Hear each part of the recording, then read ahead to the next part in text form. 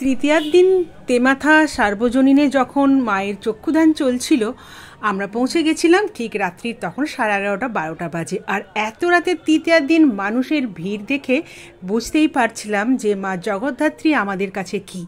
চন্দননগরবাসীদের কাছে মা জগদ্ধাত্রী হলো একটা আবেগ, একটা ভালোবাসা, একটা অনুভূতি। আর সেটা দেখার পর আমরা পৌঁছে গেছিলাম পূর্ব বর্ধমানের বনকাপাসি স্টেশনে। না, এটা ছিল মনসাতলা সার্বজনীন। আর মনসাতলা সার্বজনীন চন্দননগরের এবার থিম করেছে পূর্ব বর্ধমানের একটি গ্রাম বনকাপাসি, যেটি শোলা গ্রাম নামেও বিখ্যাত। আর এখানে এসে মন মুগ্ধ করা এই প্যান্ডেল দেখে তৃতীয়ার দিনে বেরোনো আমাদের সার্থক। বনকাপাসি গ্রাম শোলা শিল্প গ্রাম নামেও পরিচিত। আমরা ঠাকুরের যত রকমের শোলার সাজ এবং আমাদের জীবনে যত রকমের শোলার কাজের আমরা ব্যবহার করি, সমস্ত রকম শোলার কাজ কিন্তু এই শোলা গ্রাম মানে বনকাপাসি গ্রামে হয়ে থাকে। আর এই মনসাতলা বারোয়ারি এবার সেই গ্রাম এবং সেই গ্রামের মানুষদের জীবনযাত্রা, শিল্পশৈলী তুলে ধরেছে এই জগদ্ধাত্রী মায়ের প্যান্ডেলের মাধ্যমে।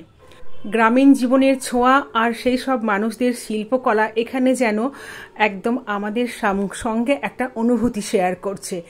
ভেতরে চলে এসেছি প্যান্ডেলার। এখানে এসে তো মন মুগ্ধ করার দৃশ্য তোমরাও অনুভব করো আমার সাথে। একটা শিল্পীর এক একজন শিল্পীর হাতের কাজের তৈরি এই শোলা দিয়ে তৈরি শিল্পকলা, একদম নিখুঁত কাজ এই প্যান্ডেল তুলে ধরেছে মনসাতলা সার্বজনীন। তো দেখো সুন্দর যে কাজগুলো এখানে সাজানো হয়েছে, তারপর মায়ের যে পুরো যে শোলার কাজ মাকে সাজানো হয়েছে, সমস্ত কিছুই কিন্তু এই বনকাপাসি যে শোলা শিল্প গ্রামটি সেখানকার মানুষদের গ্রামীণ জীবনকে তুলে ধরেছে। আমার তো ভীষণ ভালো লাগছিল।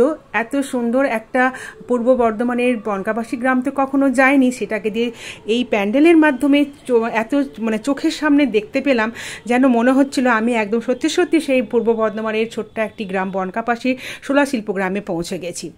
আর বাঁশের মধ্যে আলো দিয়ে সাজানো হয়েছে বাইরের প্যান্ডেলের সাজসজ্জা, আর পাটের দড়ি দিয়ে তার সঙ্গে লাইট ফিট করে। লাইট তো থাকবেই, যেহেতু চন্দননগর আমাদের আলোর শহর।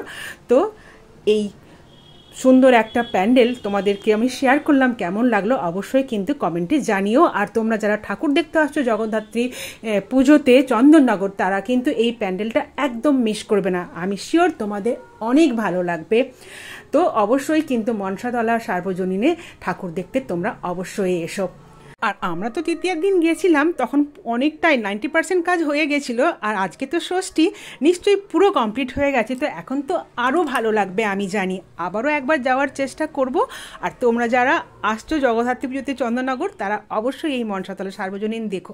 চলো, এরকম মিনি ভ্লগে আবার দেখা হবে পরে। টাটা।